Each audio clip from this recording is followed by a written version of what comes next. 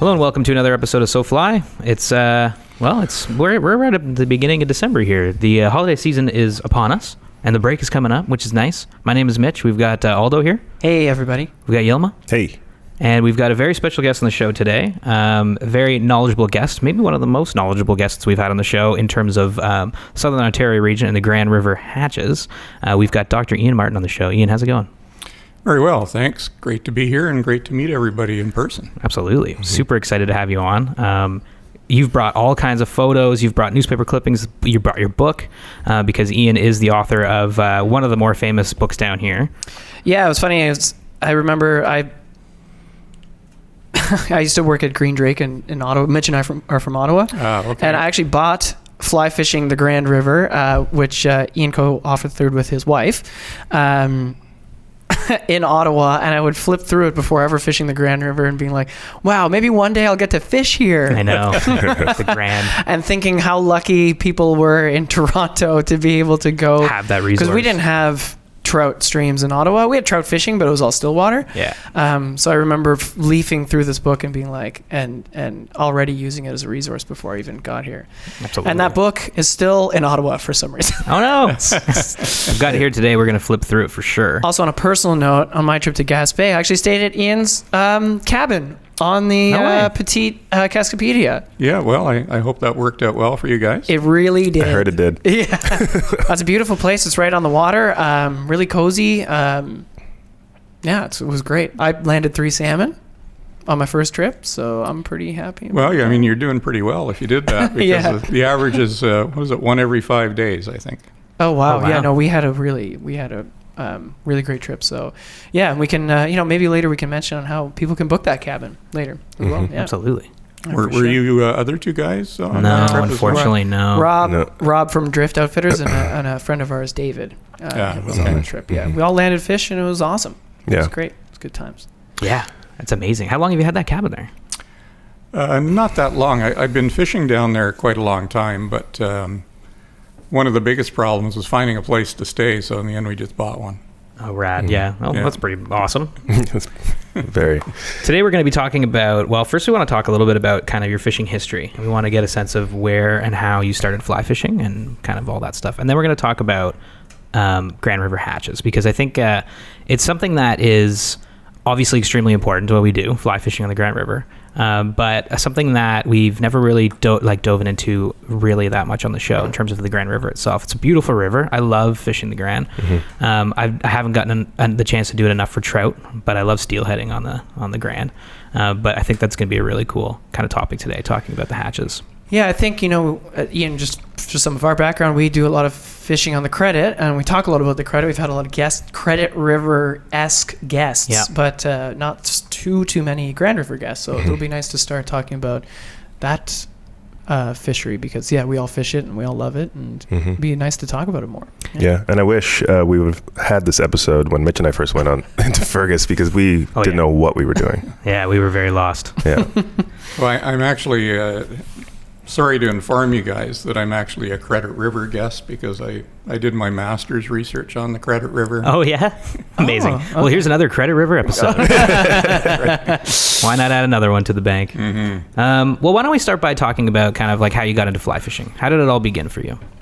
Well, I really wasn't all that keen on fishing. To me, it was something you did in the summer at a rented cottage on Georgian Bay. Yeah. But through Scouts, I got into sort of more of the wilderness survival, romantic vision of, eking out an existence on the land. And so a friend and I would pack our lunch and some other odds and ends, matches and whatnot into World War II gas mask bags that we got at the Army surplus. And we'd go out hiking, mostly around a scout camp on the Grand River near Bridgeport, upstream from Kitchener. Yeah. And in that territory owned by the camp, there was a lot of quite thick bush, and we came through this bush on a deer trail or something, and came up to the edge of a small tributary stream that flows into the Grand there. And we parted the bushes, and there were some beautiful spawning brook trout in full color. And being well-equipped survivalist Boy Scouts, we had a spool of line and a hook and some bologna from our sandwiches, and we tried to entice these spawning brook trout to no avail. So the other thing we were into at that point was collecting butterflies. So we had butterfly nets, and we ended up jumping into this creek and chasing the poor brook trout around and Amazing. Catching them and bludgeoning them to death. Awesome. And of course, all of that was probably it was certainly illegal to catch them that way, and I think probably the season was closed as well. Yeah. Right. None of that mattered to us. No. But my friend, after all was said and done, he said, very mysteriously, he said, if we'd been fly fishing, we could have caught those fish. And that was what set me off, going to the library, finding a book, Dewey Decimal Code 799.1 is the memory on you.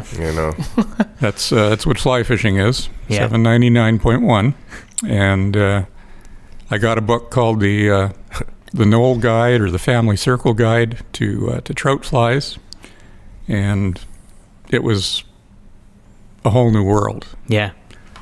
So there I was in my parents' basement with a little hobby metalworking vise and trying to tie flies in that, and then I thought it's pretty good when I graduated to vice grips. Yeah. Vice grips, amazing.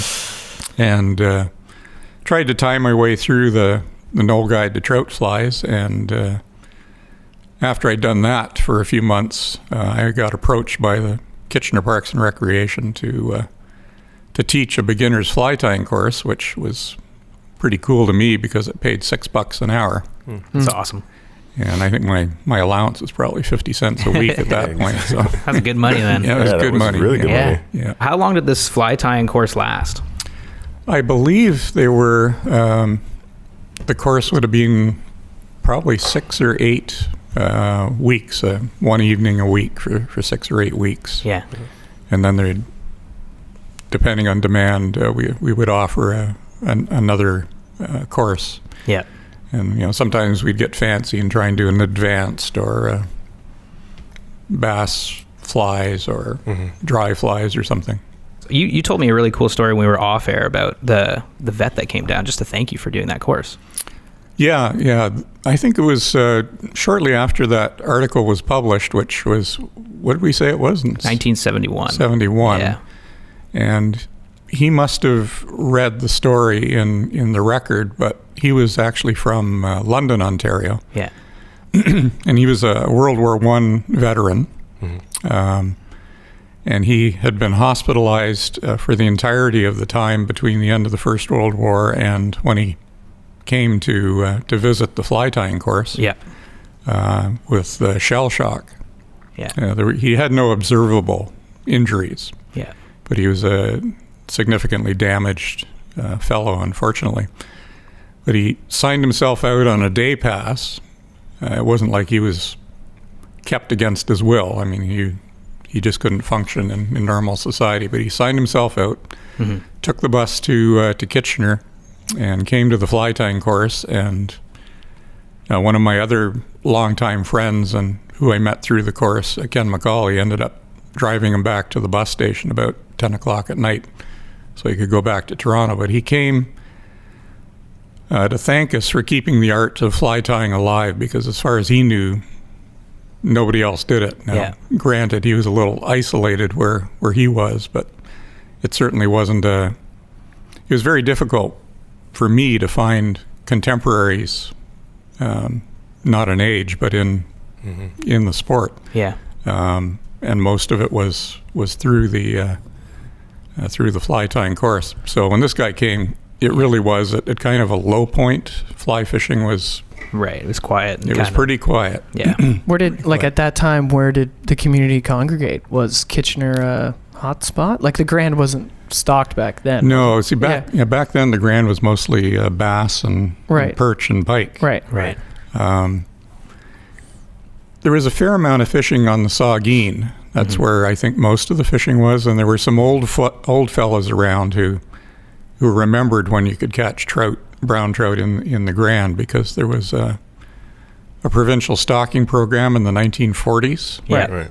On the Grand, and then laterally getting into the 1970s, the GRCA, the Grand River Conservation Authority, started a stocking program, just put and take, of rainbow trout below Shan Dam and below Conestoga Dam. Mm-hmm. Oh, rainbows, cool. Mm-hmm. And of course, they all eventually went downstream until the water got too hot, and then they died. Maybe a few of them made it to Lake Erie. Right.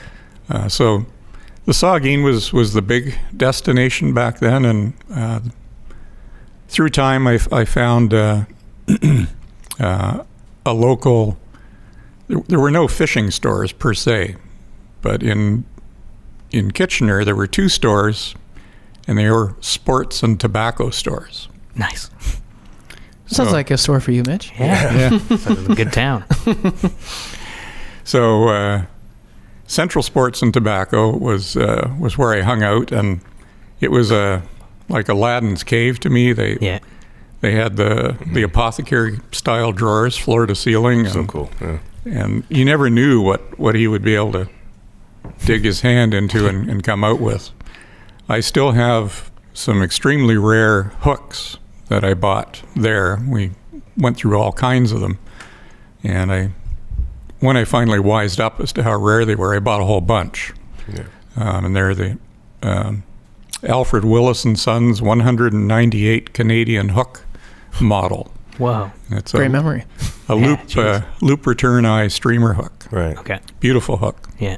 And I still have a few hundred of those, but Walper Sports and Tobacco was the other. It's affiliated with the Walper Hotel, which was quite a famous hotel in its day. But Central Sports was more of a hangout place. Mm-hmm. So you could, there were some old fellows around there who, they would sit around and chat about fishing and kind of tolerate pimply young teenagers. And, I tried to pick up a few things from them. There was one guy actually gave me a fly tying lesson. His name was Harry Gofton. And he would also eat a worm for a quarter. Whoa, nice. That guy sounds like tie a fly, eat a worm. I'll eat a worm for a quarter. What a business model. That's hilarious. And actually, that's where I bought my first real fly rod. I got a Sharps Scotty split cane. Yeah. It was an 8-foot 5-weight split cane. Wow. And I saved up for many weeks pocketing all my school lunch money that I'd get from my parents and pick up that rod. Yeah. How old were you about that rod? I was probably 16, 17. Nice. Yeah. That's awesome. All right, we're going to take a quick second here to talk about something really special in downtown Toronto, a slice of heaven, if you will. It's packed full of fly fishing gear, tying materials, clothing, hats, bags, and more. Drift Outfitters Fly Shop at 199 Queen Street East in Toronto, Ontario is our SoFly official fly shop. Rob and the guys down at the shop have you covered for all your fly fishing needs, whether that means taking a trip to Northern Ontario or instead heading on a massive journey to the heart of Africa to fish tigerfish on the Zambezi. Drift Outfitters has got you covered. Stop by the shop at 199 Queen Street East in Toronto or visit them online at driftoutfitters.com to take advantage of their online store and free shipping on Canadian orders over $100. So when you learned about fly fishing and that you could catch those fish, what was it about those fish or that made you want to catch them? Like, was it just like, oh, that'd be good eating kind of thing, or was there something else to that desire? Yeah, no, it was. I'm not sure it was ever about the eating. I mean, the eating was. My dad used to fish for brook trout in the Saugeen with a worm, and I always enjoyed eating them. But to me, it was just that magical connection between species, really, and to have a fish come to the fly, especially one that you tied yourself, was kind of completing a circle. And to me, that's still the essence of fly fishing, is to present a fly to whatever species of fish you're after, but have them react in a plausible manner and eat it willingly. And it's like at some point you, through your fly, are the prey. Yeah. And the fish is the predator. Yeah.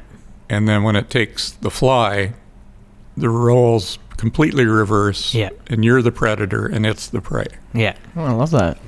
And that connection through biology is really what took me into biology as well. Right. Oh, this is a good segue. Absolutely. Yeah. So the fishing precluded your interest in like stream insect ecology? Then?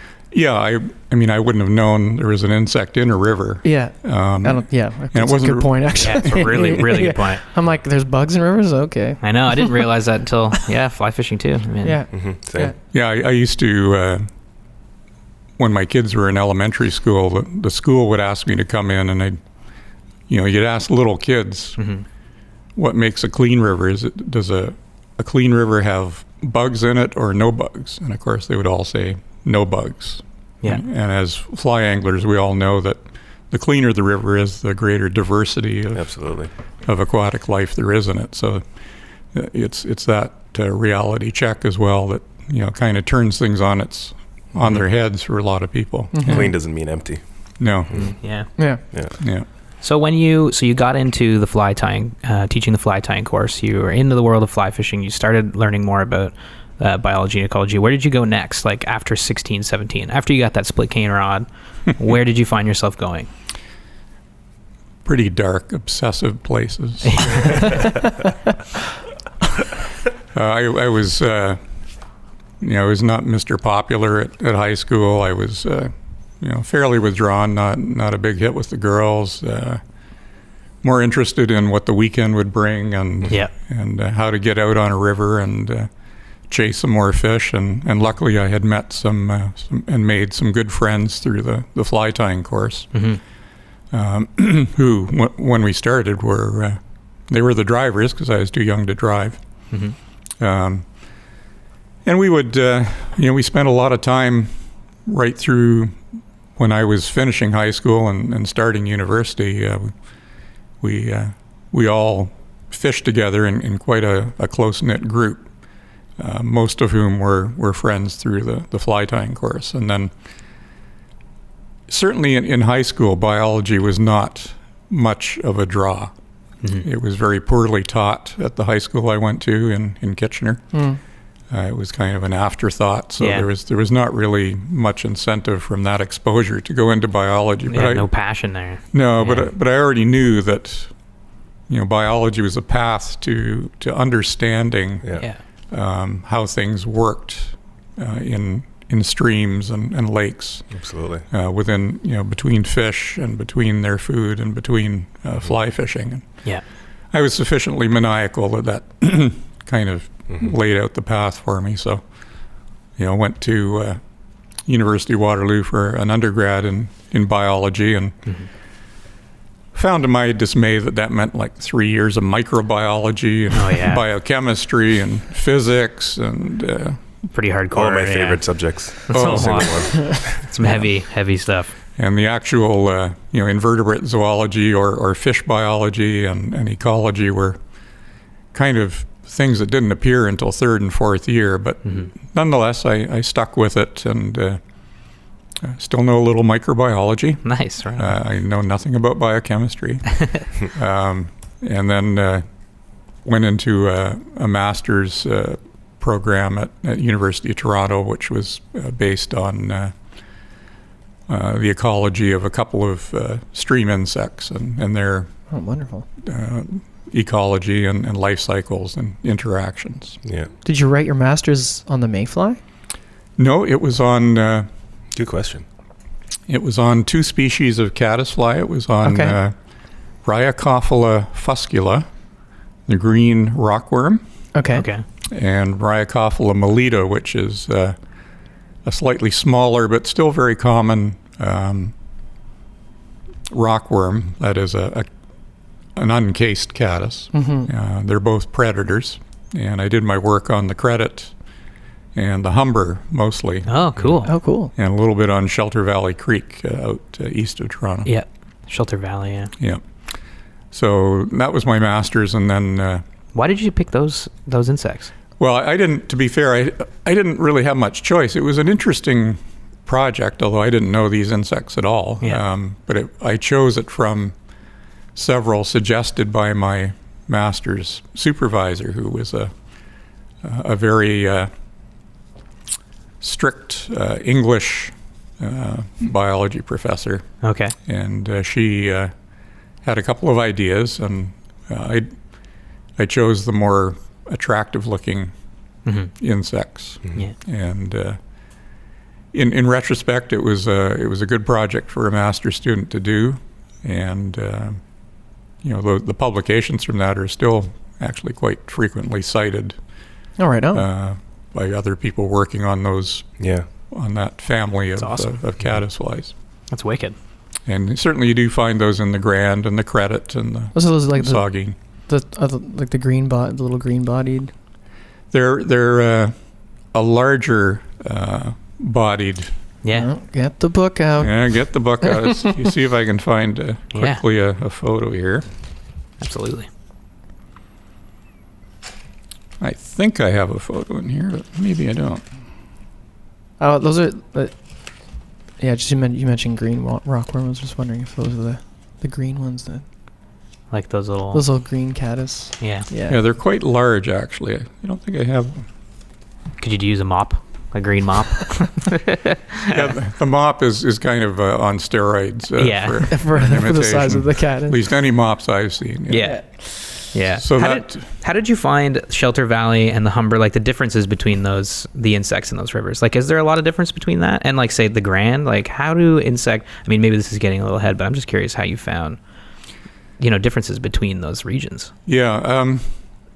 All of the work I was doing was fairly high up on those systems. So, Toronto guys, when you think of the Humber, you think of Old Mill and Arundel and that kind of area. Yeah.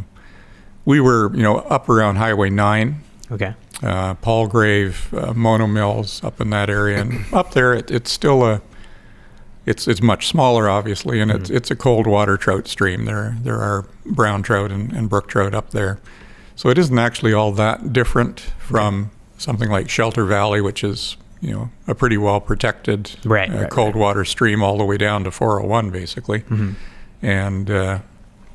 Obviously, the upper Credit up, mostly on the east branch of the Credit is where I worked. Yeah. Okay. So it was in relation to the ecology, like the size of the stream and. Yeah, and I was going to where on those streams you would find those species. Yeah. So I was looking at those two species. So you would basically sample the river until you found where they were, and then that's where you would. Like with a fly rod. Sample the river with a fly rod. Well, that did happen a few times. Nice. That's awesome.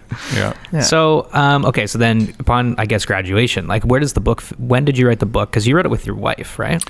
That's right. Well, after my master's, I worked for Ontario Hydro in the biological research division for a little while, looking at analyzing the effects of the nuclear power plants on biota in Lake Erie, Lake Huron and Ontario.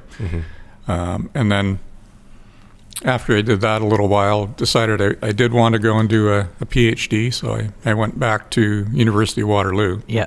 And there I was much influenced by a guy I had met at some biological conferences who he worked on relationships between species of aquatic insect that weren't necessarily closely related, but that used the same resources. So I ended up looking at what we call a guild of aquatic organisms that all ate stream periphyton, which is the stuff that makes you fall on your ass when you're really okay. Slippery stuff. The slippery green and brown goop on rocks.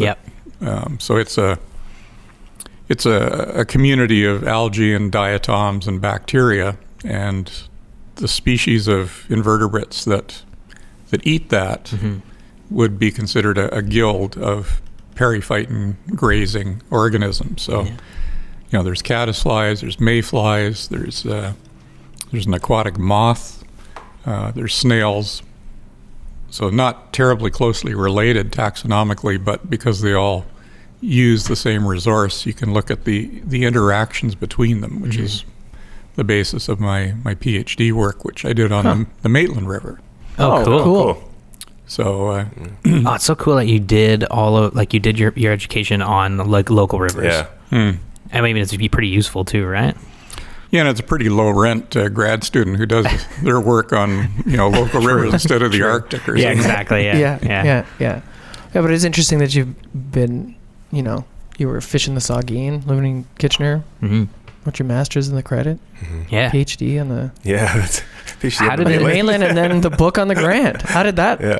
Yeah. How did that start coming to fruition? Like when did? I guess a bit. Well, how did you meet your wife? Like when did you meet your wife? Was it during the PhD process? Yeah, we were grad students together at University of Toronto. Nice. And when I finished at Ontario Hydro, and she finished her PhD actually at Toronto, you mull over what the next steps are, and I was pretty convinced I wanted to go back to school and do a PhD. So we ended up, both of us, back at Waterloo, and she did more schooling too. Well, she did a postdoc with Noel Hines, who was he wrote the Ecology of Running Waters, which is the Bible of stream ecology.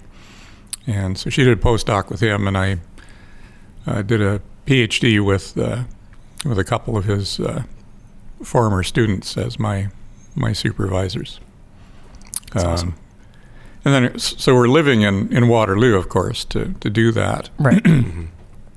And it was about that time that, the people who mostly who were with M&R at the time, or GRCA, people like Larry Halleck at M&R and Jim Bowlby, who at that point was at U of Guelph, but went to work for M&R, Jack Imhoff, Warren Yerix at GRCA. They were the ones who kind of identified the potential of the Grand River as a trout fishery below the Shan Dam because of the modification of the outflow to take the cold bottom water for hydroelectric generation. Oh yeah.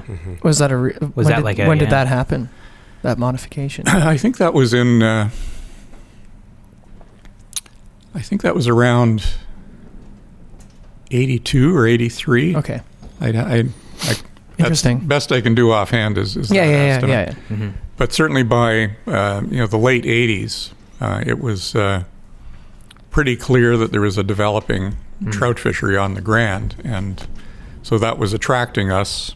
I was still fishing a lot with Ken McCauley from who was one of my first fly tying course people, and a few other folks, and we fished the Grand, started getting to know it.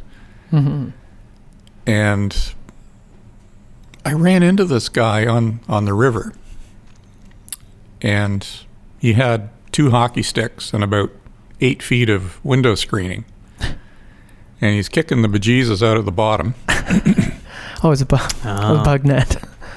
And I looked at him and I said, "So, what you doing?" Because there I am with a PhD. Yeah. In stream insect ecology. Yeah.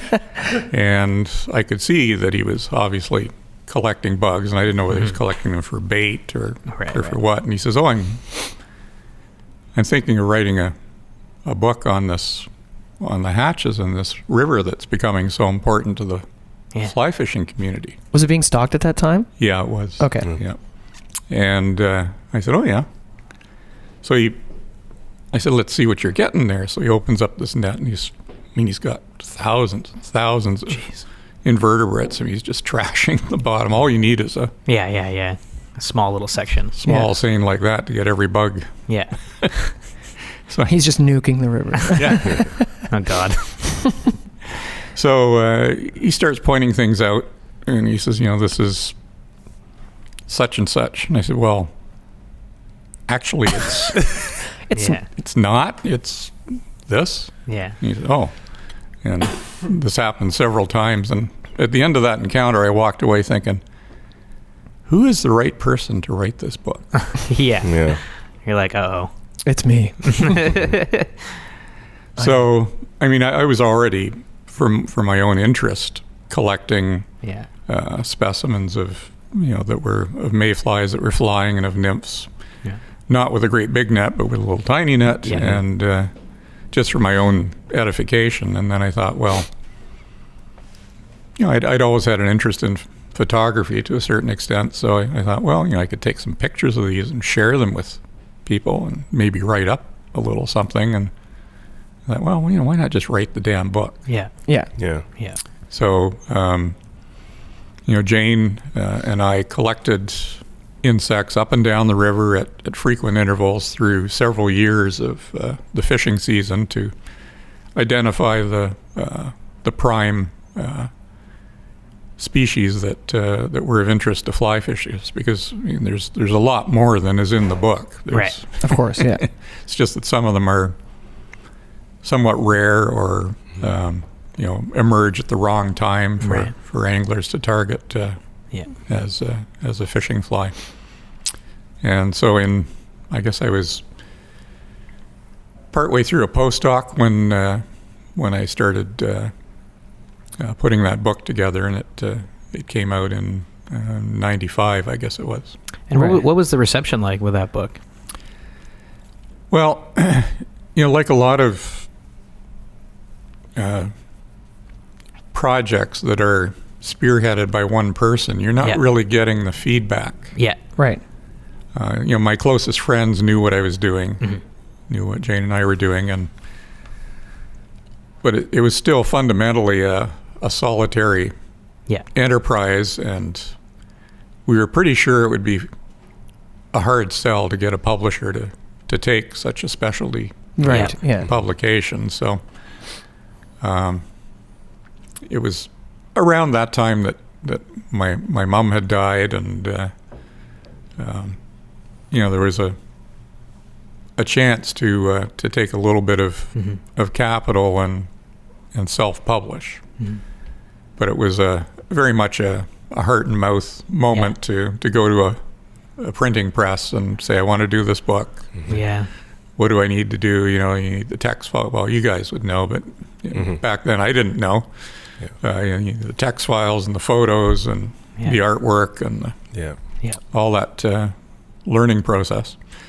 Big undertaking. Yeah, and not an insignificant financial risk either. Yeah. So basically, I showed up unannounced at the Isaac Walton Fly Fishing Forum show, which was in those days was held in, I think, in early April, before the season opened. Back then, it was at one of the airport hotels, and I knew that there would be various retailers there. Yeah.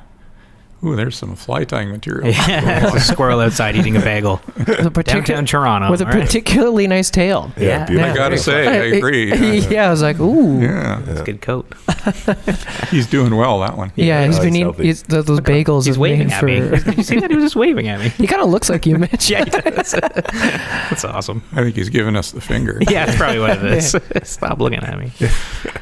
So I showed up at the Isaac Walton Forum with, I think, I chickened out at the last minute, and I said, let's just print 500 instead of 1,000. Right. But again, if you're at all aware of the publishing game, you know that for doubling the quantity is a fractional incremental cost. Yeah. Each time you double, it's the setup. It's not the materials that cost. Right.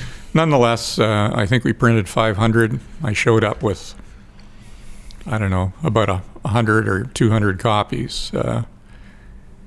Went in there and I think it was Phil Kettle, who was a well-regarded former president of the Isaac Walton Club, and I think he was the fly fishing editor for Ontario Out of Doors. Yeah.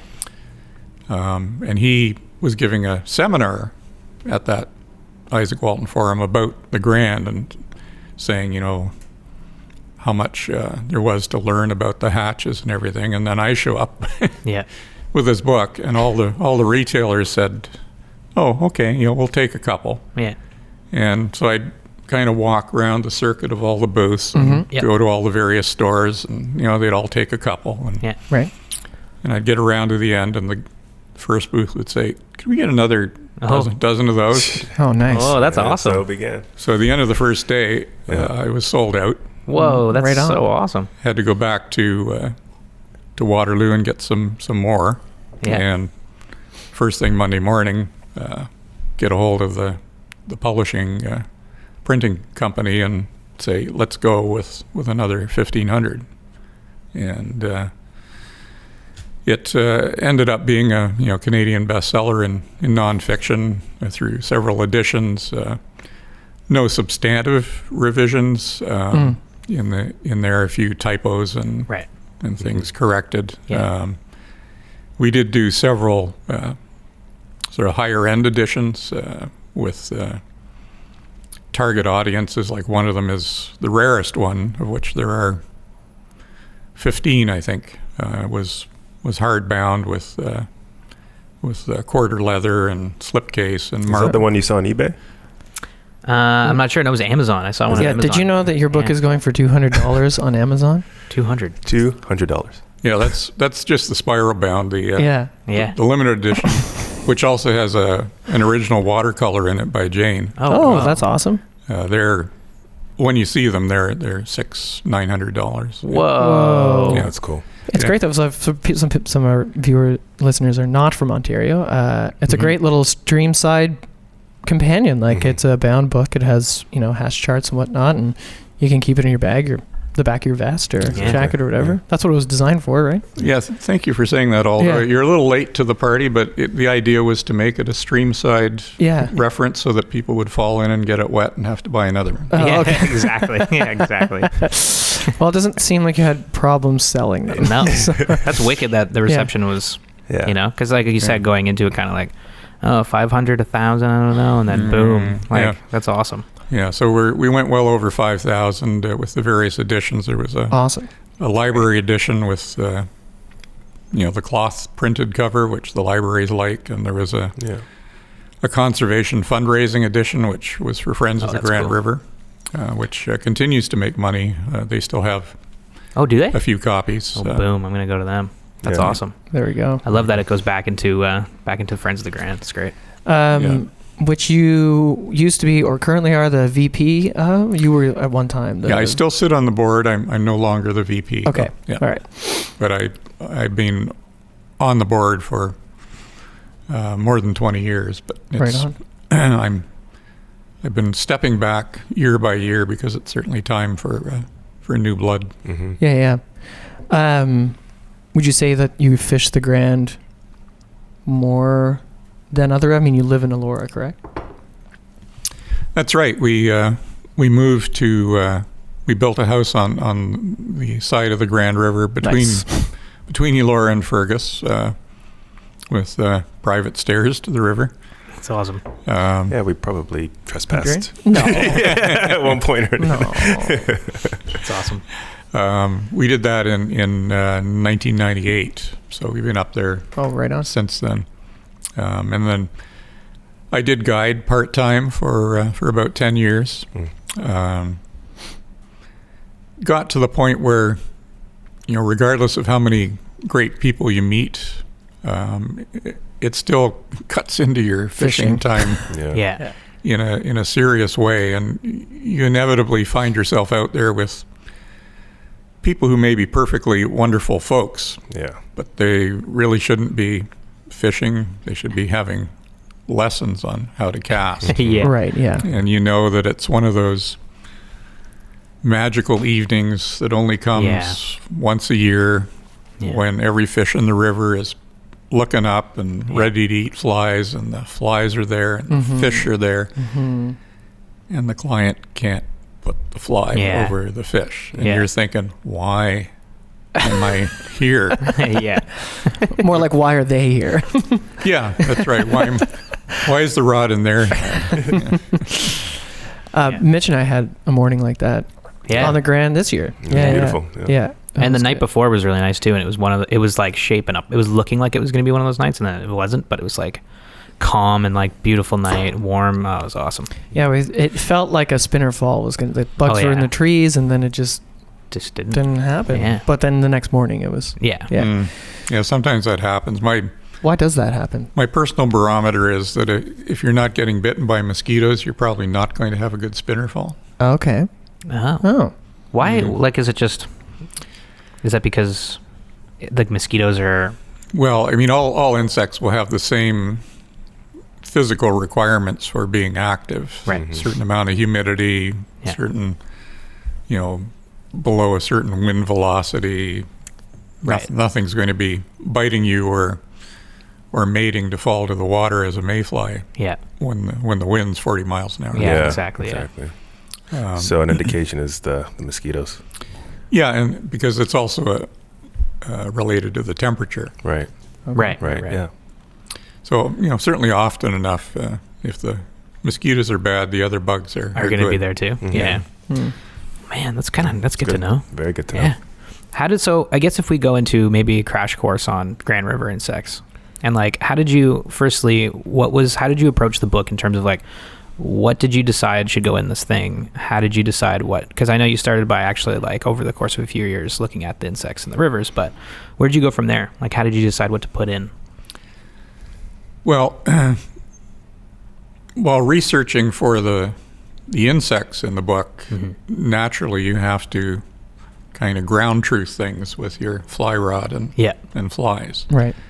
So that's the best way to winnow out insect species and hatches that are generally not as predictable or productive to the angler. So it's a question of when you take the insect samples, whether it's underwater or in the air, you get a whole lot more diversity than is of interest to the fly angler. Now, that said, I mean, people look at the book and they say, whoa, look at all the insects I have to know about. But that's just a tiny fraction of what's actually there. So by fishing through the hatches, you not only do you find out which ones are important, but you also can focus on following them either forward or back. So if you have a great evening with a spinner fall, then you can identify what species that mayfly, for instance, would be, and then track it back and make sure you collect the duns and make sure you collect the nymphs, so that you have the whole life cycle. Yeah. Right. And obviously, getting out night after night, you find the window for peak hatch activity. Yeah. And make your decision on what to include based on what gives good fishing, obviously. One of the limitations or mistakes in the book is that I didn't have any focus on the trichorhithides, the trichos. And that was simply because I didn't find that morning hatch in the areas I was looking for it at first. Okay. Later on, you find, it's happening big time up here, but not down here where I might have expected it to happen. That's interesting. You'd expect it there, but it wasn't happening. Like, was it just a matter of, I guess, just a general ecology, right? Just the makeup of that section? Yeah. I mean, there's no reason why they shouldn't have been where I was looking. Yeah. Right. And there were some. They just weren't a big deal. Yeah. But then if you go upstream of Fergus, up around Second Line, Garifraxa Bridge, Right. on an August morning at dawn, I mean, it's a lot. It's amazing. Yeah. So, no book is going to be perfect. That would be, I think, one of the, the significant things that I missed. And if we were to do another run, that would be absolutely. And things change as well. I mean, at the opposite end of the scale, if trichos are the tiny stuff, Hexagenia are the biggest. Right. And those mayflies were a significant fishing hatch at times in the in the late 90s and early 2000s, and they've declined markedly. So, they're in the book, but I would say that they're not often a fishing hatch these days. Yeah. Yeah. Is that a man-made change, or? I fear it is. Okay. Yeah. One of the things I keep tabs on as a scientist and also as an angler is the controversy over these neonicotinoid pesticides that are used on crops and especially as a seed treatment. And it seemed like a big boon to the farmers, and it was a very targeted application when you're coating your seeds with neonicotinoids, and you're getting a lot less seed loss from insect pests that would tunnel into the seeds after they were planted. But like a lot of things that we've come up with as chemical solutions, it's turning out to have a lot of effects on that. Downstream consequences, quite literally, as it washes into the rivers, and it's there's a lot of evidence that it's associated with declines in river insects and even things like songbirds. Is it being fixed? I think it probably will be. Some places in the world, I think in the European Union, there's essentially a I think there's essentially a ban on neonicotinoids in Europe. Jeez. And I think it is being more restricted in other jurisdictions like Ontario, but there is pushback from the agricultural community, and you can quite understand why. Yeah. But I think you have to acknowledge the effects that it's having and try and work out a better way to deal with things. Yeah, balance, right? I mean, I think, that's actually something I wanted to talk to you about was how have you seen the Grand River change over the course of your fly fishing career? Because you've been, through some really interesting times and even, I think, studied insects like nobody else. How have you seen it develop and change over the years? And has it been for the better, for the worse? What were some of the ups and downs? Yeah, there certainly have been some changes. Some sections of the river have not been fishing as well in the last 10 years. And I think, too, there are declines in some of the major hatches. Hendrickson's used to be a much more abundant hatch than they have been the last 10 years or so. That's what we fished this year. Mitch and I, it doesn't mean that you can't find them and there aren't still good hatches, but it used to be like crazy a blitz for 3 weeks. Yeah, so I've heard. I think I've heard about those. Yeah, me too. Yeah, and the mosquitoes aren't as bad either. Why is it that the Hendricksons have gone? What do you think? Or dwindle, I suppose. Yeah, same sort of thing. The pesticides. I think I don't have any evidence to say that it's hard to make that link without speculating somewhat. Yeah, for sure. But it wouldn't at all surprise me if it was related to pesticide use. Other things in the river, in some ways have improved. The like sewage treatment, it's all gone from being minimally treated. Places like Grand Valley up above Bellwood Lake had really poor sewage treatment, but there's been a considerable infrastructure investment so that their effluent is much more benign.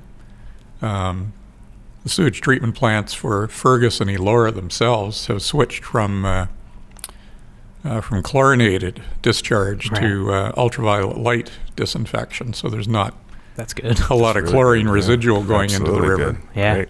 Interesting. So it's hard to see how that could be a bad thing. And yet some of the areas downstream from there seem to be measurably reduced in the fishing quality. I don't know whether it's agricultural runoff or there's a lot more suburban development. There's a lot more armoring of the land with streets and sidewalks and Do roofs. the dams ever, do you think, affect the bugs in any way? I know they affect obviously the run and. Oh yeah. I mean, certainly the dam operation is key. When we first found the developing fishery, which was, as I said, M&R and GRCA were certainly partners in starting that fishery, and Friends of the Grand was also an early partner. But it was kind of viewed as, we'll get a few more people coming to GRCA Parks facilities and we'll make a bit more money, and it's a bit of a recreational opportunity. But they expected to lose the trout fishery entirely in a hot summer year. Jeez. That all the fish would die. Now that's never happened, but I think it has come close a couple of times. And Right. one time I showed up for the trico hatch, actually, up near the Shan Dam. And they were discharging from the bottom of the reservoir, so the water was stratified. So there was a thermocline, and the bottom of the reservoir had gone anoxic. Oh. So the water that was coming out had no oxygen in it. Go through the turbines. And when we arrived there, we saw every crayfish in the river standing on top of a rock out of the water. Weird. To get oxygen. To get oxygen. Wow. And the trout, unfortunately, can't do that. So they were They all died. belly up. Oh my God. And that went downstream for not a huge distance, but, Right. a few, maybe 200-300 meters. Dead trout everywhere, some beautiful big browns. God. So that was It's awful. it was kind of a good thing to happen in a way, because it sensitized everybody to the potential for that kind of anoxic mortality. Right. And all of the partners, principally GRCA, took action on that, tried to regulate their discharge so that oxygen was always present. Put in an area with lots of structures to create turbulence and oxygenate the water, and it's very unlikely that it would be a significant problem in the future because of the learning and reaction to that. So there's been a lot of great cooperative efforts to make and sustain a trout fishery that was kind of just a seat of the pants thing when it started out. For the future of the Grand, are you hopeful or skeptical about problems that we're facing? Well, I'm mixed, I guess. I think there's certainly good things on the horizon. I think through time we will see either a ban or great restrictions on use of things like neonicotinoids. On the other hand, I think one of the biggest threats is population growth. That section of the Grand is just outside the Greenbelt. So development from Toronto, Orangeville, leapfrogs the Greenbelt and ends up in center Wellington because it's outside that area. And of course, we do have provincial politicians who have been caught saying they'd like to develop the Greenbelt. Yeah. Open for business. Open for business. Look at your license plate. Yeah. Brutal. So, there's good potential and downside potential, but to me, population growth and for sure. Yeah. We at Friends of the Grand we kick it back and forth.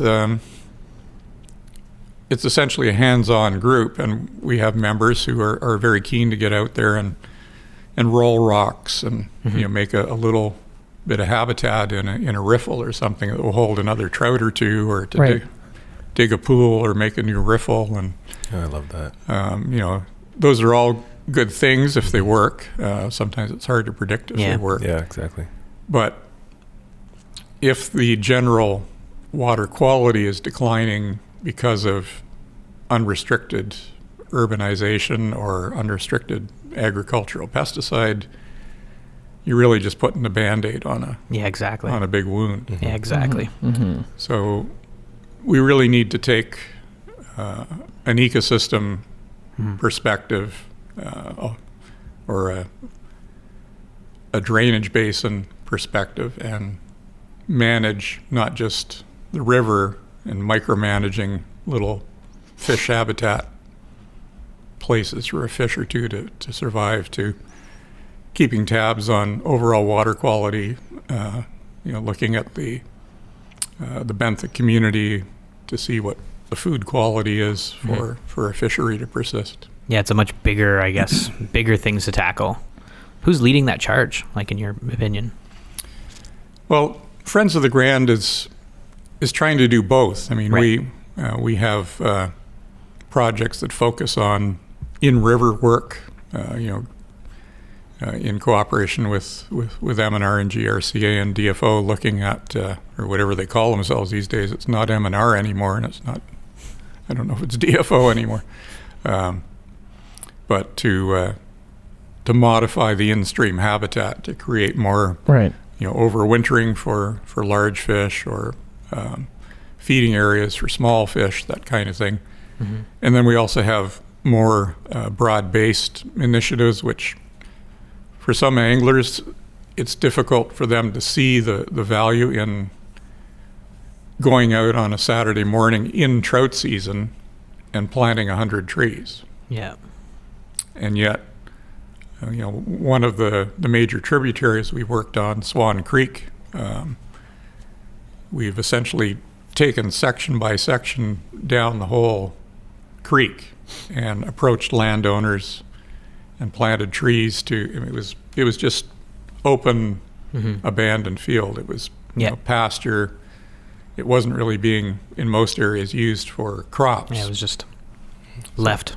But the sun would beat down on it, and the cattle would get in there, and the banks would get eroded, and the stream would get wider and wider. So, we got grants to persuade farmers to fence the cattle out, except in areas where they needed to get access for drinking water, and then planted trees on most of the sections of Swan Creek. And now the stream is narrowing, the water's staying cooler. Yeah. And then on the downside, we get developers wanting to put in a big subdivision right near the mouth of Swan Creek. Jeez. So for Friends of the Grand, I recently reviewed a development proposal where the developer said, we're going to build a slit trench here to capture the runoff from the building site. And so the slit trench will feed into the Swan Creek, which is great. A warm water stream. It has no groundwater influence. It's just a ditch, really, but we'll keep the water from going over 30 degrees. Well, luckily, Friends of the Grand had been monitoring the temperatures in that stream with recording thermometers for an entire season. Temperature never goes over 16 degrees. Yeah. It's a prime cold water refuge for trout. It's a spawning stream for brook trout. Oh, man. And what are they wanting to do? Treat it like a ditch. Yeah, treat it like a exactly. ditch. Yeah. It's crazy it still happens. Like, it's still happening, Mm-hmm. We went to Indiana this last summer, and we fished the White River, which is like Indiana obviously is huge farming, right? Like crazy amount of agriculture. And it was the same thing. Everybody we talked to were like, we just used it as basically a place to dump our stuff. And, and at the time they were just like, that makes sense because it just goes away. Mm-hmm. Yeah. The fact that we're still thinking about that, developers still think of rivers and stuff that way. It's crazy. Like we need something to change, Yeah. So, I think the big fight on the broader scale is interacting with regulatory agencies and government to increase the protections for small streams, because they end up being our big streams. Yeah. Right. Yeah. Totally. Those cold water refuges. Yeah. Do we want to take like 10 minutes and just look at some of these images and talk about them? Because there's some really cool stuff, Ian, you brought here today. This one we were talking about a little bit before we recorded, but yeah, for sure. We're going to post these images on the website too, so you can see exactly what we're talking about. But do you want to describe what this image is? This first one? Yeah, sure, Mitch. What I did was I brought in a photograph of a little stone house on the bank of a river, and it's what's known as the Fishing Temple. It was built by Charles Cotton who was a co-author with Isaac Walton of the Complete Angler. Charles Cotton was the actual fly fishing content contributor to the Complete Angler, whereas Isaac Walton, who actually gets most of the glory, is better known for his poetry and bait fishing. Mm-hmm. But Charles Cotton built this little fishing temple in, I think it was 1674. Wow. And right on the banks of the River Dove. And he invited his mentor, Isaac Walton, to come and fish with him at his estate, since Cotton was a wealthy landowner, and he had a place called Beersford Hall in Derbyshire. And he invited Walton to come and fish. And they apparently used that house, which is 10 by 10 feet. Oh, that's how big. Yeah, it looks small, but I was like, that's a small house. Yeah. A lot of architecture into a garden shed, basically. And it was equipped with a beautiful stone table at which they ate their lunch. And they talk about eating their lunch and oh, that's cool. And Cotton giving his discourse on the different hatches and the flies to catch trout in different months of the year. Over this table. Yeah. And there is a fair amount of beer and cheese and bread consumed there as well. Oh, that's cool. So I luckily had the opportunity to visit the fishing temple.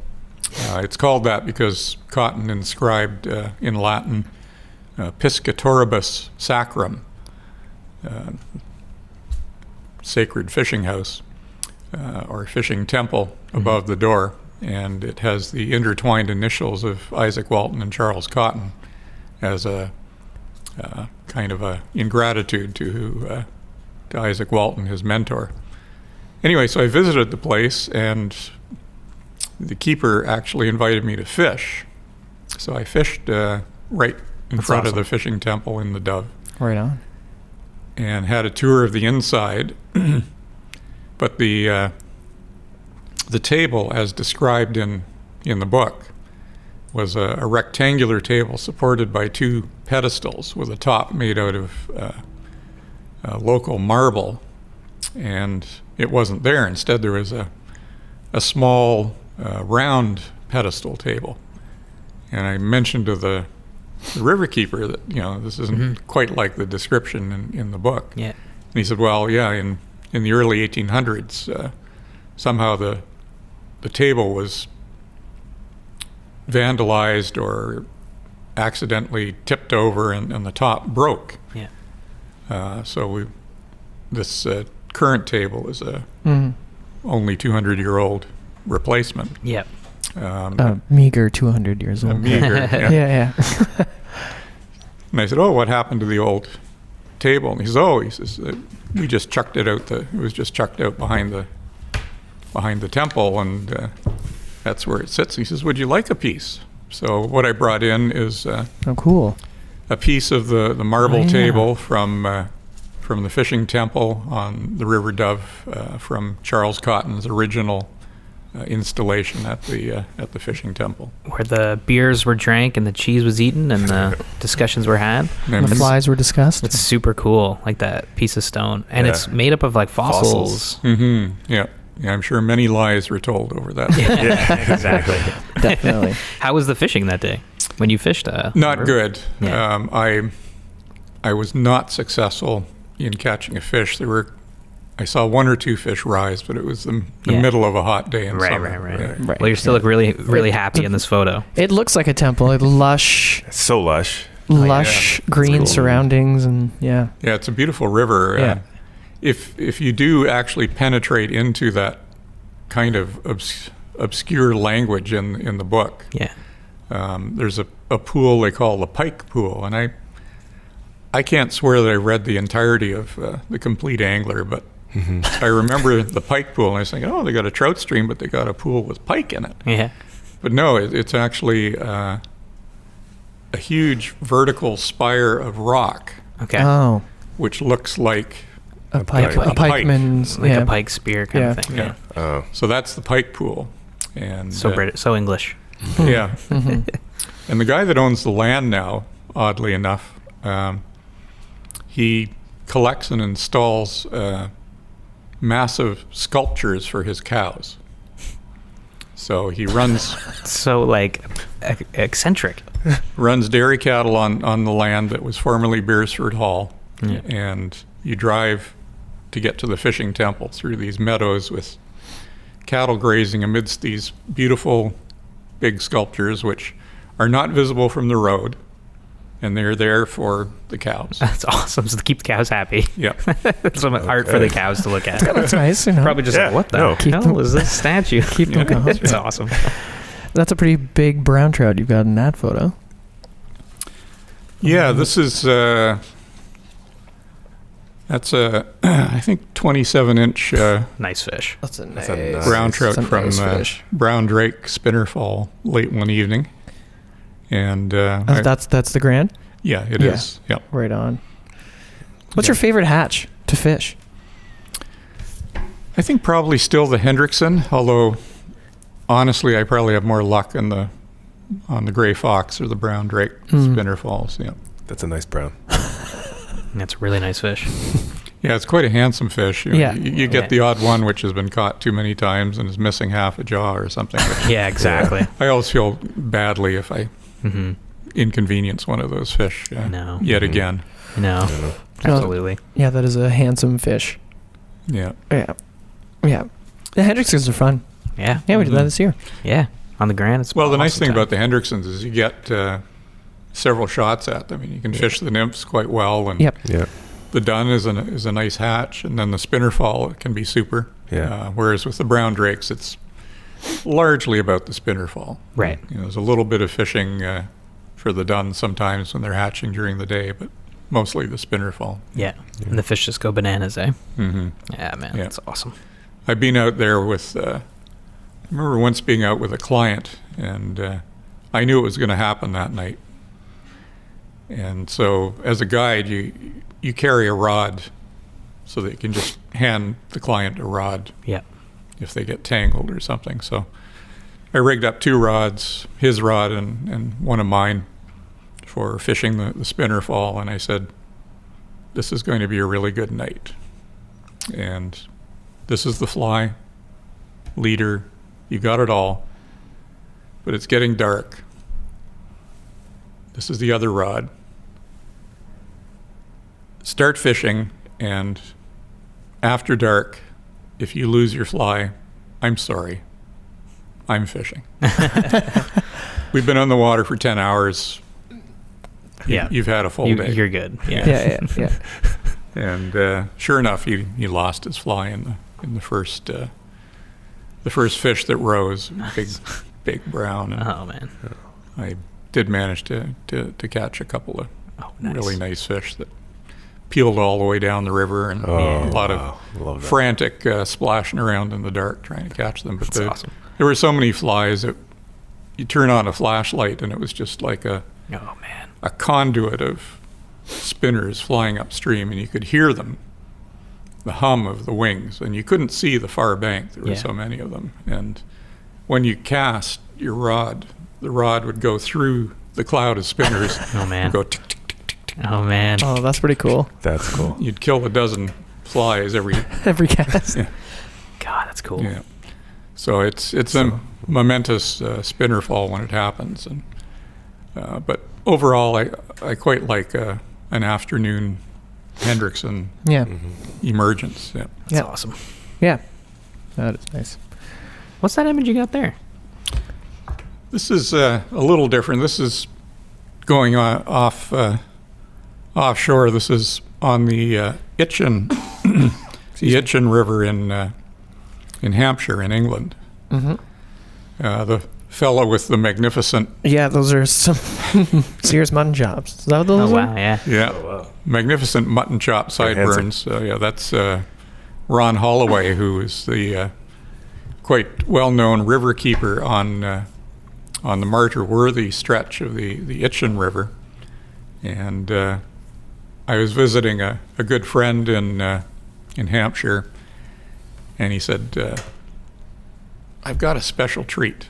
And he said, I've got a pass for us to fish on Martyrworthy on the Itchen with Ron Holloway as the river keeper. Mm-hmm.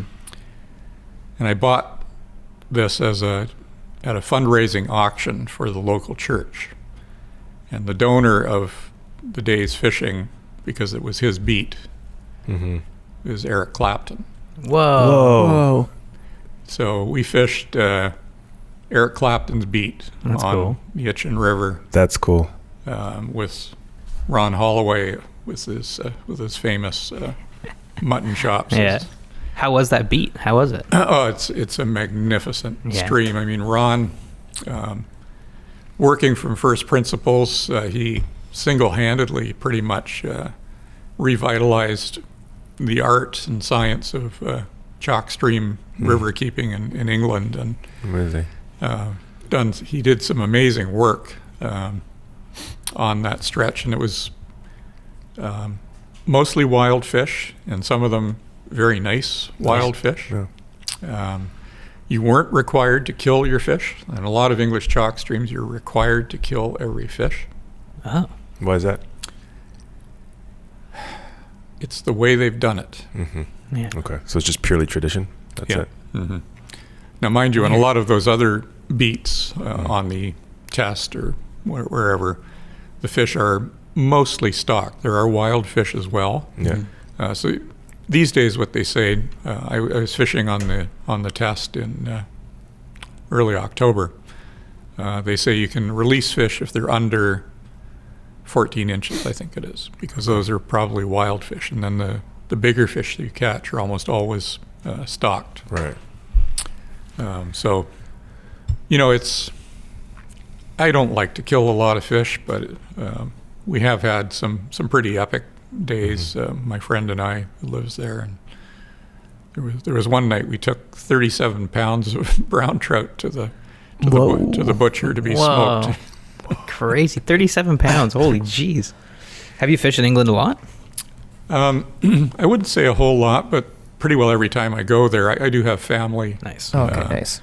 And also good friends. So I usually work in a few days fishing while I'm there. Yeah. That's great. That's awesome. I Hard love not fish to. in England. Yeah, absolutely. Yeah. And that looks familiar. Yep. Yeah, I mean, what we haven't talked about, and it's up to you whether you want to delve into it or not. But, Yeah. I've always trout fished. I mean, trout fishing has been kind of central to my fly fishing. Yeah. But I'm afraid I've gotten seduced quite badly by Atlantic salmon. I get it. And Can't wait next year. yeah. Yeah. So How did that start? that was kind of weird.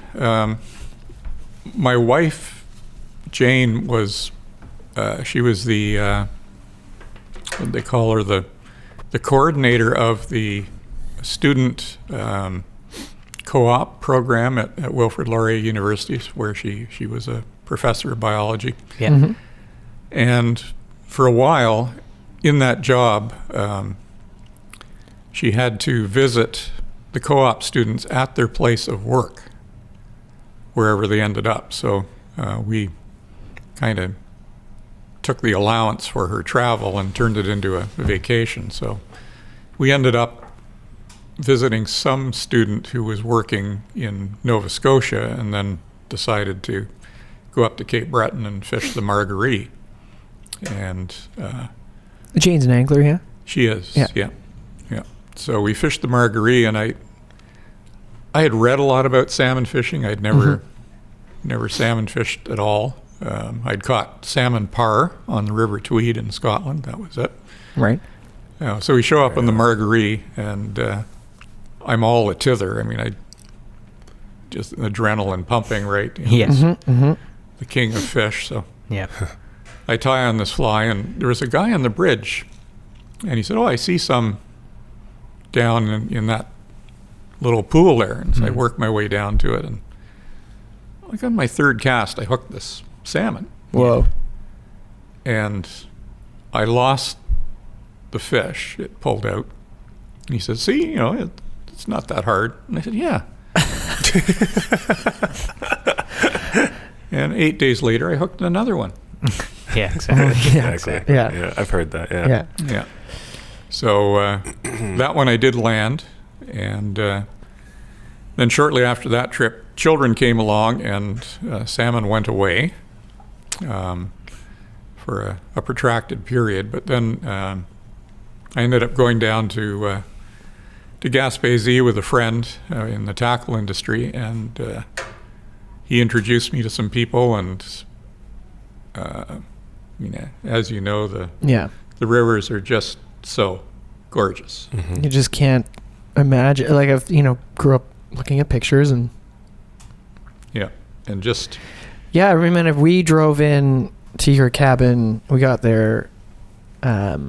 We drove overnight. We left Toronto. We drove through the night, and then got to the cabin at like the midday, I guess. I think. I'm trying to remember properly. I know we were in Rimouski like when the sun was coming up. That much I remember. That sounds about right. Yeah.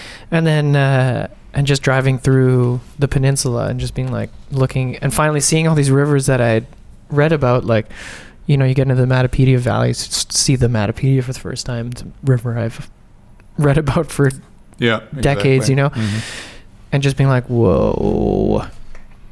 And then you go to Ian's cabin, and you park the car, and then you take a walk around to the front of the cabin, and then that's when you see the Petite Cascapedia, and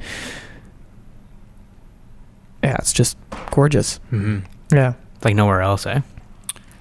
Well, the water's so clear. Yeah. The Bonaventure, they say, is the second clearest river in the world, and I just want to know who gets to go around and look at all the rivers and decide which one. Yeah, exactly. Yeah. What's the first? Exactly. If not the Bonaventure, like the Bonaventure is like you're floating on air. Yeah. Yeah. It's crazy, eh? Yeah, there's places on the Bonaventure I've crossed with a guide friend, and he says, let's go down and cross the river, and I start heading towards the river to cross it. Yeah.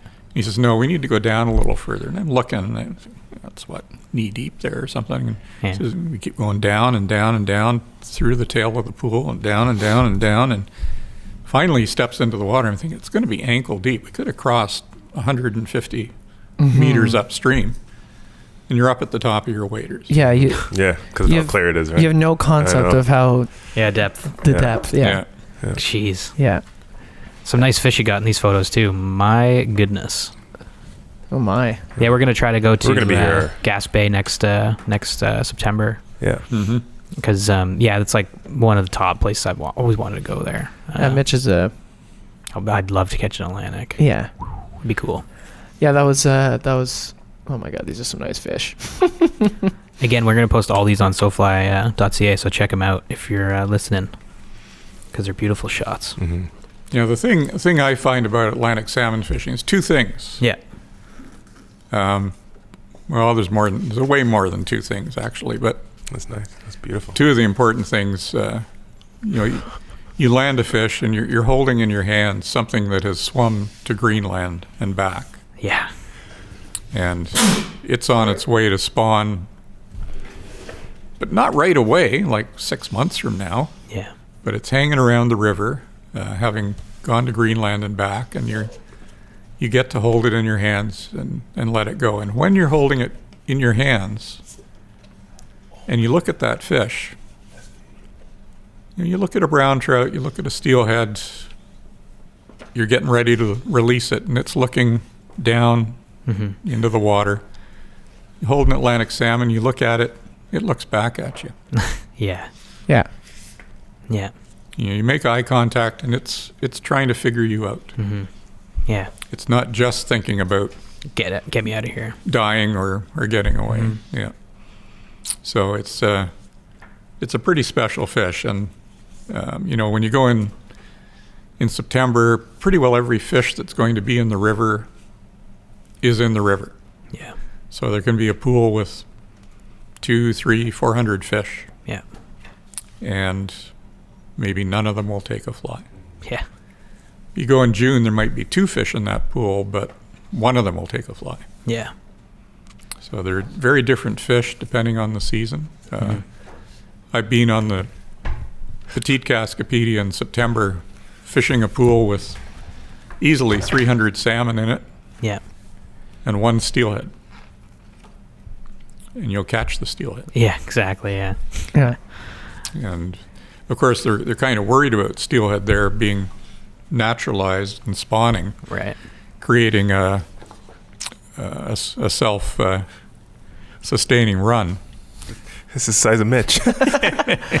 Yeah. That fish is salmon in this photo. Yeah. Yeah, that's Bob McKenzie, the Oh yeah. Yeah. Oh yeah, Bob. Sage Reddington Rio rep, and we figured that one was 46 pounds. Look at the dog looking at it. The dog's like, oh my god, 46 pounds. Holy Man. jeez. I will say, yeah. When we found fish for the first time we fished the Bonaventure first. That's the Grand. Yeah. Yeah, that's a great photo. Mm-hmm. Yeah, your heart skips a beat. You're like, oh, there they are. There's that like magical ethereal fish, you know. Mm-hmm. I think you like when you talked about earlier why you got into fly fishing, and it's because of that connection you get between species, that are so different. Mm-hmm. This is like the ultimate version of that, right?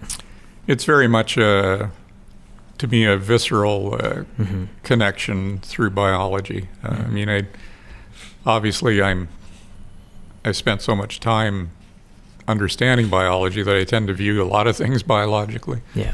But to me, that's an important driver in fly fishing from my perspective, is understanding what the fish are receptive to, providing it and having them take it essentially in the spirit of what they were going to do anyway. Exactly. I mean, you can catch a brown trout on a fluorescent orange mouse if you want. Yeah. Not to say it won't work. I mean, they're curious, they're experimental, they're everything like that. But to me, matching a hatch, presenting a fly, especially when you've tied yourself, in the manner which the trout are receptive to taking that as a natural. Yeah. And then having that connection is certainly the most central. Honest way at it too, right? It's the most, that's fly fishing, right? It's just that idea, like you're the prey, and then it flips around. It's a cool way to look at it. Yeah. And I mean, it is called fly fishing for a reason. Yeah, exactly. I know sometimes we forget that. I think in the sport, Yeah, I mean, I've got buddies who are pretty keen on the muskie fishing or something, and they're out there whaling around with a 12 weight and a big, a big 14-inch long, what do they call them? Half chicken dinner. Exactly. Highlighter. Yeah, basically just a and a bird on a hook. I'm thinking, isn't that why God invented bait casting reels? Yeah, it's true. Yeah, that's funny. Yeah. Well, I think it's time for Mitchie's Fishies 5. Mm-hmm, we do a segment on the show, every show, where we ask the same guest the same 5 questions. It's not like a buzzer beater thing. Just 5 more questions. There's no speed. And actually today I'm going to make it Mitchie's Fishies 6. Because I have a 6th question that I feel like it is really suited for this show. But let's do Mitchie's Fishies 6. So yeah, six of them today. Yeah. Whoa. So the first one is, what is your favorite fish and why? Yeah, I that's a really hard one. I mean, it would have to be a salmonid. Yeah. I fish saltwater occasionally, not with great enthusiasm, but I fish striped bass, a bit of bonefish, that kind of thing, redfish. Yeah. But to me, it's salmonids. Yeah. I like smallmouth bass, but brown trout, Atlantic salmon, steelhead, brook trout, rainbows, but probably Atlantic salmon. Yeah. Yeah. Redfish. You fished redfish. How'd you like those? We just recently. Yeah, we just got back from redfish. Oh, yeah. It was so fun. I fished redfish in Florida for a few days with a dear friend, and it was a lot of fun. We got some fish.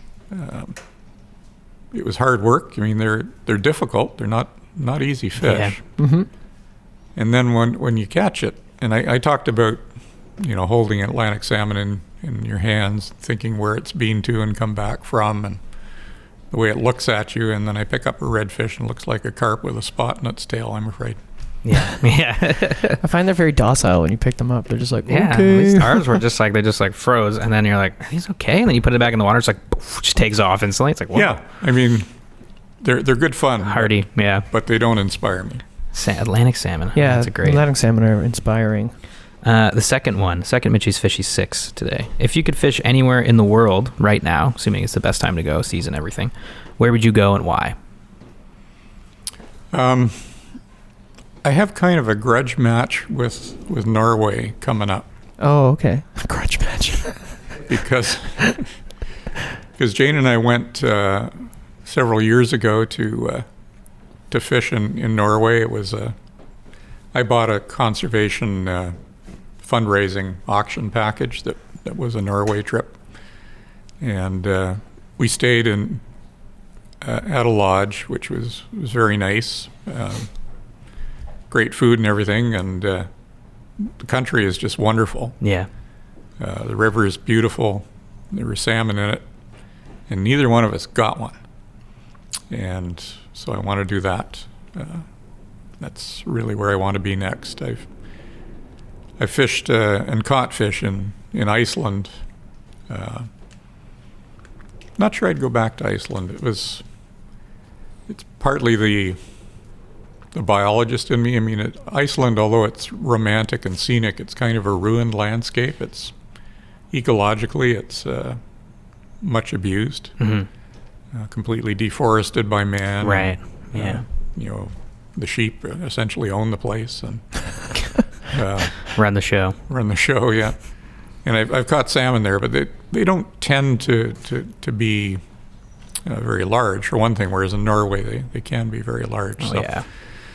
So we're going back to Norway. That's what I'm most anticipating. It's rad. Norway's I'd love to go fish in Norway. It'd be awesome. Right? Hey, Ilma, do you want to wait 10 minutes? Just because of the noise. Oh, is it? Picking it up, yeah. Norway would be amazing. I've seen salmon from Norway, and they're like, oh, man, they're huge. Well, they can be, yeah. Yeah, jeez. But in any case, it's not so much about the size, just as having been there and being skunked. And Yeah, exactly, yeah. so it is a bit of a grudge match. Like Yeah, it's awesome. Ian versus Norway. Yeah. Number 3 is, what is your best fishing memory? Not the Brookie story. When you were little. Yeah, No. It's a good story, It's though. a good story, yeah. battering brook trout to death. My happiest childhood memory. I think probably that day on the Itchen at Eric Clapton's beat, catching wild brook trout on a beautifully managed chalk stream.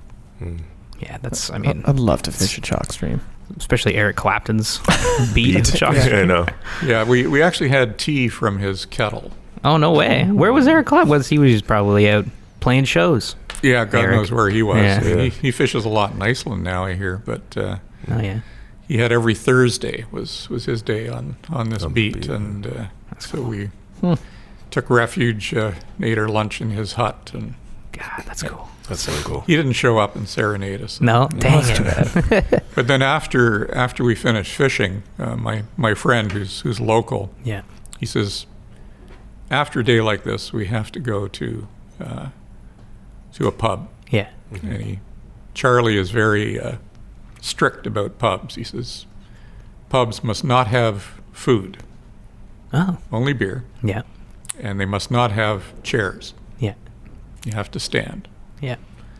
And we drove to a pub very close by to the Itchen, and you drive through the river to get. The only way to get to this pub is to drive through the Itchen Cool. River to the Bush pub. Through the river. And Is it called? It's called the Bush Pub. yeah, That's amazing. Awesome. and sure enough, there's no tables, there's no chairs, there's Yeah. just a bar. Standing only. Beer. There's beer, and he says, and the beer preferably should have stuff floating in it. Okay.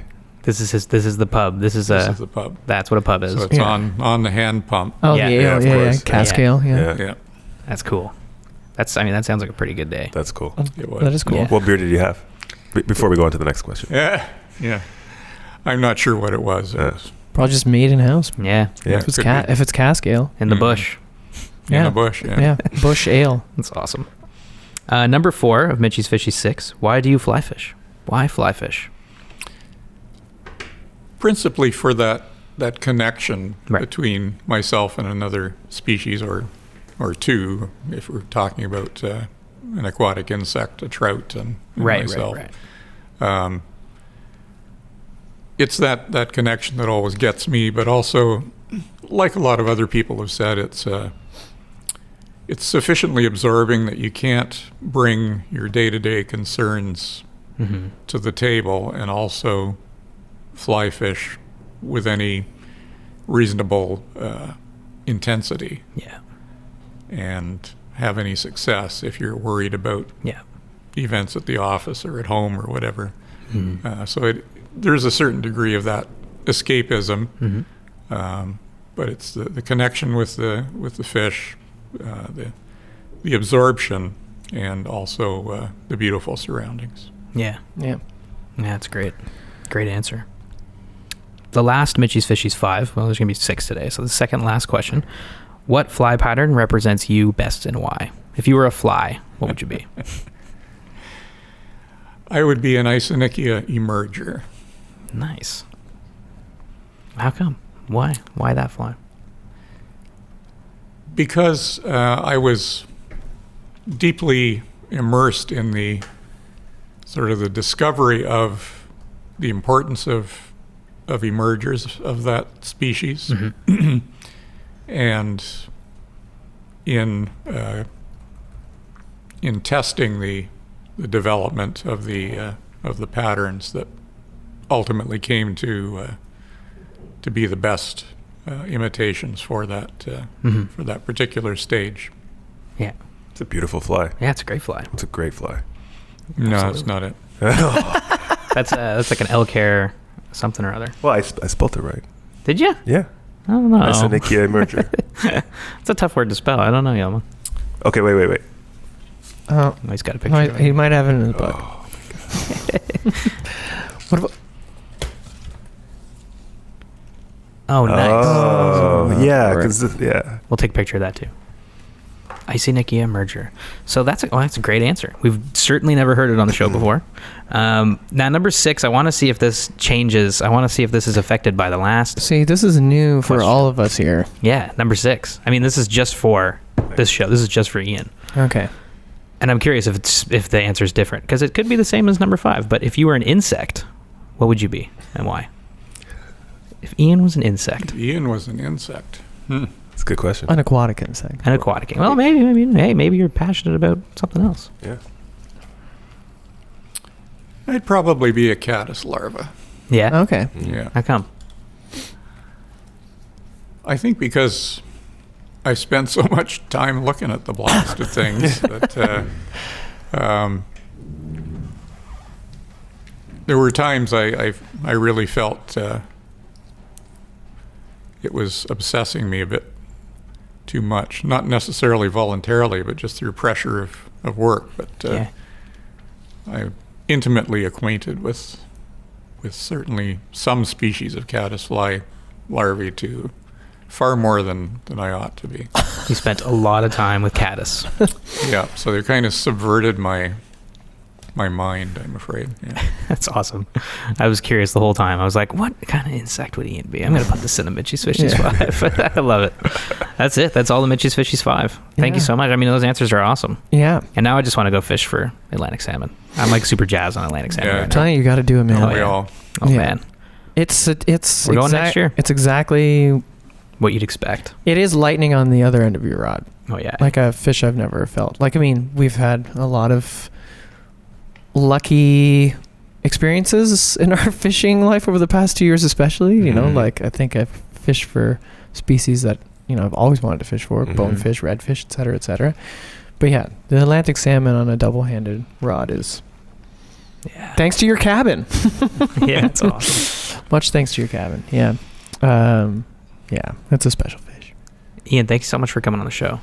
Yeah, it was great to be here. Great to spend some time with you guys. It's been fun. And Yeah. Yeah. It was awesome to We'll meet see you on the Grand. Absolutely. absolutely, yeah. Yeah, yeah. Or the credit. Yeah, with the credit. Yeah. or at your cabin. Yeah, exactly. Yeah. Right. Ian, how can people book your cabin Oh, well, if you want to advertise that? That is. the easiest way is on the Facebook page, which is in English, of course, it's the Four Seasons, but in French that renders as Les Quatre Saisons. So LES numeral 4 Saison, SAISONS, Chalet on Facebook. Yeah, super cozy, right on the river. You can fish the Bonaventure, the Petit Cascapedia, or right, not just those two rivers, but those are definitely very close. There's a great back road over to the Upper Bonaventure, and I have done that road in the dark so many times. And wouldn't you know it, not this September, but last September, we got lost. No way. Oh, really? In the dark, in the mountains, on those logging roads between the Upper Bonaventure and the camp. And we were about 3 hours in the middle of frickin' nowhere. Oh, jeez. Oh, man. And we ended up coming into a clearing, the branches scratching both sides of the car. Yeah. And we ended up in this clearing, and there's a great big RV there, lights on and everything. So we knock on the door, and sure enough, it's somebody's moose camp, because it was near the beginning of moose season. Our French is better than it used to be, but was not nearly adequate to talk to these people, and they had no English, or almost no English. And we said, we're trying to get back to Chemin-Robidoux to get back to St. Edgar, and the sat-nav is telling us that this will take us there. And they look at us and they say, no road, go back. Oh my God, really? So back the way you came, kind of thing? Yeah. So we wandered around for another hour, and Oh my God. Yeah, Rob had a sat nav, or because we would have gotten lost for sure. Yeah, because there's no service when you're on those logging roads. So Google Maps isn't pretty remote. Is not an option. Pretty remote out there. Yeah, it's beautiful. It's a beautiful drive, those logging roads. Oh, I bet. yeah, but there is no cell service. Yeah. It's good to know. But it's a very cozy cabin. You're close to ZEC offices where you can buy your licenses for those two rivers, and that's great. I highly recommend. And people can find our stuff at sofly.ca. You can find us on Instagram at the SoFly Crew. And if you have any questions, comments, or concerns, you can reach us at thesoflycrew@gmail.com. Please rate us if you can. Rating us helps us out. We've been getting more ratings, and that's great. So thanks to feedback in general. Exactly, feedback always helps. Yeah, check out sofly.ca for all these images that we've been talking about throughout the show. And everybody, thanks for listening. That's it for me, Mitch. Yilma. Yeah, I'm out. See you guys next time. Aldo. Bye. And Ian. Take care, guys. Thank you so much.